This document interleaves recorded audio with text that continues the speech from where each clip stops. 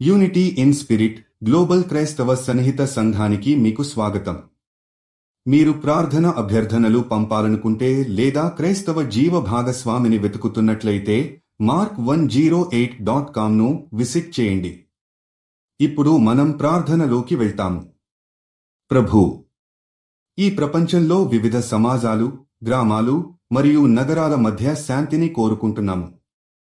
మన మధ్య విభేదాలు, ద్వేషం మరియు అసమర్థతలు ఉన్నప్పటికీ మనం ఒకరికొకరిని ప్రేమించడం, గౌరవించడం మరియు సహించటం నేర్చుకోవాలని మీరు మనకు ఆదేశించారే.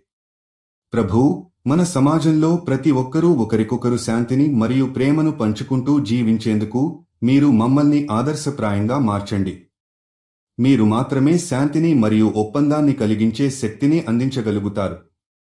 మన మధ్య ఏర్పడిన విభేదాలు, కలతలు, వాదనలు తొలగించి మనలను ఒకరిని ఒకరికి మరింత అంగీకరించేలా చేయండి. మీరు ఇచ్చే కృప మరియు శాంతి ప్రతి సమాజానికి, ప్రతి జాతీయతకు, ప్రతి వ్యక్తికి చేరువ కావాలని ప్రార్థిస్తున్నాము. ప్రభూ, ఈ సంఘటనలు, వివాదాలు మరియు సంఘర్షణలు మన జీవితాలను కరుణ మరియు ప్రేమతో నింపాలి. కృపతో మనం ఒకరితో మరొకరు బంధాలు ఏర్పరచుకుంటూ శాంతిని పరిపూర్ణంగా పొందగలుగుతామని నమ్ముతున్నాము. ఈ ప్రపంచంలోని ప్రతి ప్రాంతంలో మరియు ప్రతి సమాజంలో శాంతి, ప్రేమ మరియు పునరుద్ధరణ కొనసాగాలని ప్రార్థిస్తున్నాము.